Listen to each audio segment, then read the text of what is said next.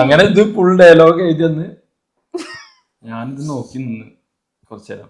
ഒരു വലിയ പാരഗ്രാഫ് ഉണ്ട്, അതും ചെറിയ ഡയലോഗ് ഒന്നുമില്ല. ഇയാളത് മെയിൻ വില്ലനാന്നുണ്ട് പടത്തിലെ ഡയലോഗ്. തോന്നുന്നുണ്ട് ഇത്ര വലിയ ഡയലോഗ് ഇത്ര വലിയ ഡയലോഗ് ഇതല്ലോ.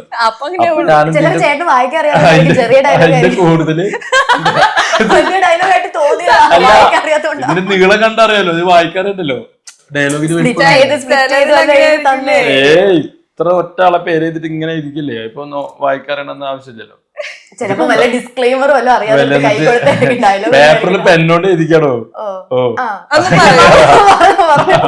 എന്നിട്ട് ഡിസ്ക്ലെയിമറൊക്കെ. അങ്ങനെ ഞാനിത് കുറെ നേരം നോക്കി നിന്നിട്ട് ഒരുത്തിനോട് കൂടുതലുള്ളവർക്ക് അറിയാലോ,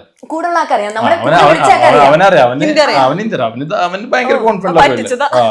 അപ്പൊ അവൻ അർത്ഥമൊക്കെ പറഞ്ഞെന്ന് ഫുൾ പഠിച്ച് ഞാൻ ഡയലോഗ് പറഞ്ഞ് കംപ്ലീറ്റ് ചെയ്യേണ്ടി വന്നില്ല.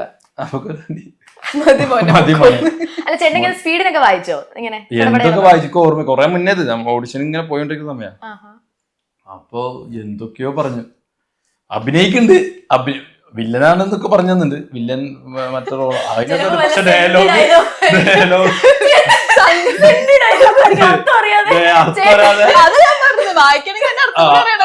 ഡയലോഗ് ഇങ്ങനെ പറഞ്ഞിങ്ങനെ തീർക്കാം.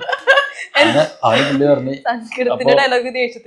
അപ്പൊ മോൻ ചെന്നോ പറ്റില്ല, അവർക്ക് മനസ്സിലായില്ല, അതാ പറഞ്ഞു.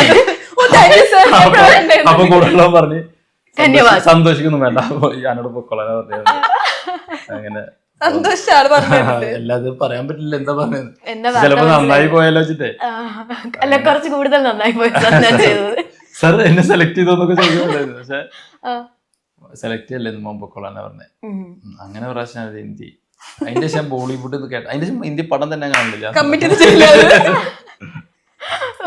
വേറെ ലാംഗ്വേജ് പറഞ്ഞുകൊണ്ടാവത്തത്. ഇപ്പൊ നമ്മുടെ മലയാള സിനിമയിൽ ഒരുപാട് നടന്മാര് തമിഴ് മൂവീസിലേക്ക് പോകുന്നുണ്ടല്ലോ. ലുക്മാൻ ചേട്ടന്റെ തമിഴ് എൻട്രി എപ്പോഴായിരിക്കും നമുക്ക് പ്രതീക്ഷിക്കാമോ? സ്ക്രിപ്റ്റ്സ് എന്തെങ്കിലും കേൾക്കുന്നുണ്ടോ? കേട്ടിരുന്നു, 2-3 പ്രൊജക്റ്റ് കേട്ടായിരുന്നു. ഭയങ്കര ചലഞ്ചിങ് ആയിട്ടുള്ള ഒരു കാര്യമാണ് തമിഴിൽ നമ്മളിങ്ങനെ വരുന്ന എന്ത് ചെയ്യുന്നു. പക്ഷെ അതിങ്ങനെ കേൾക്കുന്നുണ്ട്, ചിലതൊക്കെ കേൾക്കുന്നുണ്ട്. അങ്ങനെ സംഭവിച്ചിട്ടില്ല, അങ്ങനെ സംഭവിക്കട്ടെ. അതങ്ങനെ ആഗ്രഹിക്കുന്നു. തമിഴ് അറിയോ ചേട്ടന്? എഴുതാൻ പറ്റും? എനിക്ക് എഴുതാറില്ല, പക്ഷെ പറയാനും കുഴപ്പമില്ലാതെ പറയും. കൊഞ്ചം പേസും തമിഴ്. അപ്പൊ നമുക്കിനി ഒരു തമിഴ് സിനിമയില് എല്ലാം റെഡിയായി വന്നാൽ കാണാം. ഓക്കെ, സോ കമ്മിങ് ടു വള, എന്താണ് വളയുടെ ഒരു, നിങ്ങൾ പ്രേക്ഷകരിൽ നിന്ന് എക്സ്പെക്ട് ചെയ്യുന്നത്? വള സിനിമ ഞങ്ങൾ എന്താണ് വളയിൽ നിന്ന് പ്രതീക്ഷിക്കേണ്ടത്? ഒന്നും പ്രതീക്ഷിക്കാതെ വന്നാൽ മതി എന്നാണ് എനിക്ക് തോന്നുന്നത്. ഭയങ്കര ഇതിങ്ങനെ ആയിരിക്കും എനിക്ക് തോന്നുന്നത്. നോർമലി സാധാരണ വീട്ടിലിരിക്കുന്ന അച്ഛനും അമ്മയ്ക്കും ഒക്കെ റിലേറ്റബിൾ ആയിട്ടുള്ള കുറെ ഇൻസിഡന്റിൽ ഹാപ്പനിങ് ചെയ്യുന്ന ഒരു നോർമൽ ഒരു കുഞ്ഞു പടമാണ്. കുഞ്ഞുപടല്ല, കുറച്ച് വലിയ പടം. ഞാനൊരു കാര്യം വലിയ ഇതിലും പറഞ്ഞു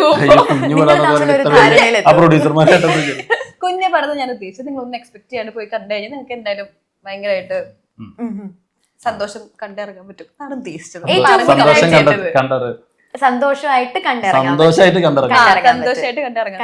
പറ്റും. ഓക്കെ, ഇപ്പൊ നിങ്ങൾ ഏറ്റവും അടുത്തിടെ പുതിയതായിട്ട് കണ്ടിട്ട് ഇഷ്ടപ്പെട്ട ഒരു സിനിമ ഏതാ? ലോക. നമ്മളിങ്ങനെ ഇപ്പം പടക്കളം, ലോക പോലത്തെ സിനിമകളൊക്കെ കഥ തന്നെ ഒരു പ്രത്യേക കഥകളാണല്ലോ ഇപ്പൊ മലയാള സിനിമയിൽ വരുന്നത്. യെസ്, അപ്പൊ ഇങ്ങനത്തെ ഏതെങ്കിലും ഒക്കെ സിനിമ അടുത്തിടെ കണ്ടിട്ട് അതിനകത്ത് ഇന്ന ക്യാരക്ടർ അല്ലെങ്കിൽ ആ സിനിമയുടെ ഭാഗമാകാൻ പറ്റിയായിരുന്നെങ്കിൽ എന്ന് തോന്നിയിട്ടുണ്ടോ? ശീതളിന് തോന്നിയിട്ടുണ്ട്? ഏതൊക്കെ സിനിമ കണ്ടിട്ട് അല്ലെങ്കിൽ ഏത് ക്യാരക്ടർ കണ്ടിട്ട് അങ്ങനെ എന്തെങ്കിലും? ക്യാരക്ടർ അല്ല, എനിക്ക് പടം കാണും, ഭായി നല്ല പടം, അതിൽ ഭാഗമാകാൻ പറ്റിയിരുന്നെങ്കിൽ അങ്ങനെ ചിന്തിച്ചിട്ടുണ്ട്. എല്ലാ നല്ല പടം കാണുമ്പോഴേക്കും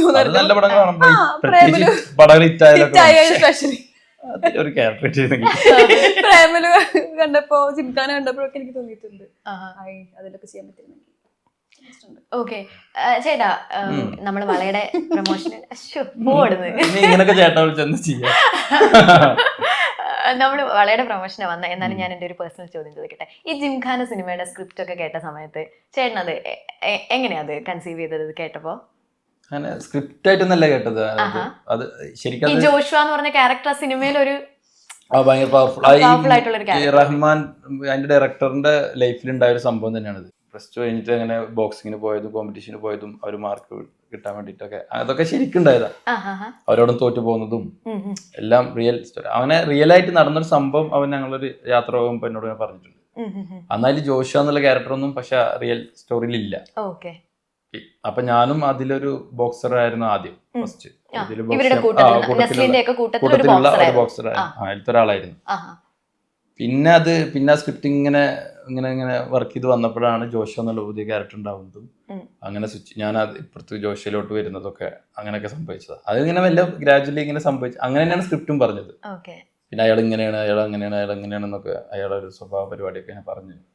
അവൻ ഇങ്ങനെ അവൻ്റെ ഒരു രീതി അങ്ങനെ തന്നെയാണ്. നമ്മൾ പെട്ടെന്ന് പോയി സ്ക്രിപ്റ്റ് വായിക്കുക, ഇതാവല്ല, വളരെ ഗ്രാജുവലായിട്ട് ആ ക്യാരക്ടറിനെ നമ്മളിലേക്ക് തരിക ചെയ്യുക. ചേട്ടൻ ചെയ്യുന്ന ചില സിനിമകളിലൊക്കെ ഭയങ്കരമായിട്ട് ഇങ്ങനെ ഫിറ്റ്നസ് ഇടി പരിപാടികളൊക്കെ ഉണ്ടല്ലോ. അപ്പൊ ചേട്ടൻ ഇങ്ങനെ ഫിറ്റ്നസ് ഒക്കെ ഭയങ്കരമായിട്ട് ശ്രദ്ധിക്കുന്ന ആളാണോ? ജിംഖാനക്ക് വേണ്ടിട്ട് കുറച്ചധികം ഉണ്ടായിരുന്നു, തല്ലുമാലക്ക് ഉണ്ടായിരുന്നു. പക്ഷെ ജിംഖാനക്കായിരുന്നു കുറച്ച് കൂടുതൽ. എനിക്ക് തോന്നുന്നു 6 മണിക്കൂറോളൊക്കെ ഞങ്ങൾ വർക്കൗട്ട് ഉണ്ടായിരുന്നു. 3 മണിക്കൂർ ബോക്സിങ്ങും 2 മണിക്കൂർ വെയിറ്റ് ട്രെയിനിങ്ങും പിന്നെ വേറെ കാർഡിയോ വർക്കൗട്ടൊക്കെ വേറെ ഉണ്ടായിരുന്നു. അതുകൊണ്ട് തന്നെ ഞങ്ങളൊരു 3-4 മാസം കൊണ്ട് തന്നെ ഭയങ്കര ട്രിംഡായി, ഭയങ്കര മസിൽസ് ഒക്കെ ഉണ്ടായി. പിന്നെ അതൊക്കെ കുറച്ച് വിട്ട് വേറെ സിനിമക്ക് വേണ്ടിട്ട്. തല്ലുമാലയിലാണ് ശരിക്കും സ്റ്റാർട്ട് ചെയ്തത് ഈ വർക്കൗട്ടും ജിമ്മും ഒക്കെ സ്റ്റാർട്ട് ചെയ്തത്. ഇപ്പൊ ജിംഖാനയുടെ കാര്യം പറഞ്ഞ പോലെ ഞാൻ ചോദിക്കട്ടെ, ഇപ്പൊ പറഞ്ഞില്ലേ ജിംഖാനയുടെ ക്യാരക്ടർ ശരിക്കും അതൊരു റിയൽ ക്യാരക്ടർ ആയിരുന്നു, അങ്ങനത്തെ സംഭവ പരിപാടിയായിരുന്നു എന്നത്. അതുപോലെ തല്ലുമാല സിനിമ ഇങ്ങനെ കാണുമ്പോൾ ചിലർ പറയും ഇങ്ങനെയൊക്കെ അടി ഉണ്ടാവോ എന്ന് ചോദിക്കുക. അതായത് ഒരു ചെറിയ സാധനത്തിനകത്തായിരിക്കും അടി ഡെവലപ്പ് ചെയ്ത് പോകുന്നത്. അപ്പൊ അങ്ങനെ ചേട്ടൻ അങ്ങനെ റിലേറ്റ് ചെയ്യാൻ പറ്റും. ചിലപ്പോ സിറ്റുവേഷൻ ആണ് ഭയങ്കര ഇമ്പോർട്ടന്റ്. ചേട്ടൻ ഒരു കട്രിയിൽ വരും, ടോവിനോ ചേട്ടൻ ചോദിക്കത്തില്ലേ ഇവ എന്നെ നോക്കിയോ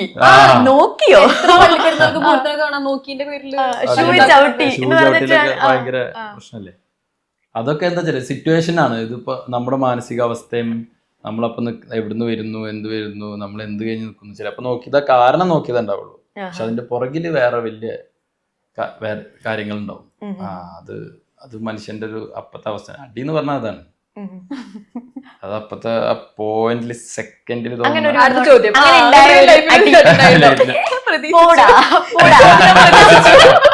വേറെന്ത് ചെയ്യാൻ.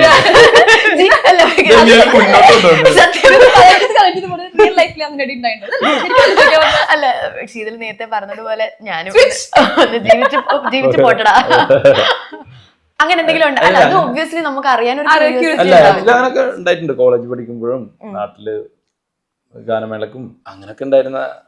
അതുകൊണ്ട് തല്ലുമാല കുറെ റിലേറ്റ് ചെയ്യാൻ പറ്റി. എന്റെ ലൈഫിലുണ്ടായ കുറച്ച് ഇൻസിഡൻസ് ഒക്കെ തല്ലുമാലയിലുണ്ട്.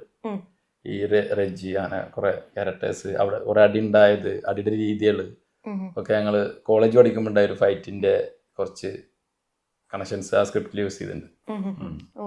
അത് എവിടെ പറഞ്ഞില്ല.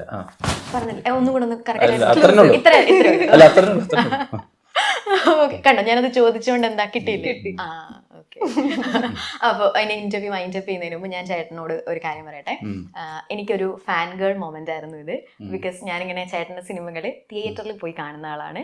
പെരുമാണി അല്ലെങ്കിൽ ജിംഖാന ഇറങ്ങുമ്പോഴൊക്കെ എനിക്കത് പേഴ്സണലി എനിക്ക് ഭയങ്കര ഇഷ്ടമുള്ള ഒരു ആക്ടറാണ്. അപ്പൊ എനിക്ക് ഇന്റർവ്യൂ ചെയ്യാൻ പറ്റിയതിൽ എനിക്ക് ഒരുപാട് സന്തോഷം. ഒരു ഫോട്ടോ എടുക്കണേ.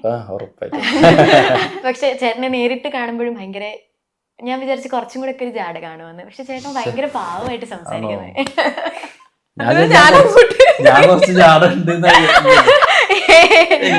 ജാട വരാത്ത.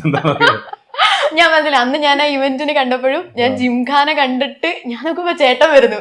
അപ്പൊ ഞാൻ വിചാരിച്ചു സംസാരിക്കണം, ഫോട്ടോ എടുക്കണം ഞാൻ വിചാരിച്ചിരുന്നു. പക്ഷെ ഞാൻ പറഞ്ഞില്ല അപ്പം പറ്റില്ല, ചേട്ടൻ ഭയങ്കര തിരക്കായിരുന്നു. ചേട്ടൻ അന്ന് പോയി. അപ്പൊ ഇന്ന് ഞങ്ങൾ സ്റ്റേജിൽ നിൽക്കുമായിരുന്നു, തിരക്കായിരുന്നു.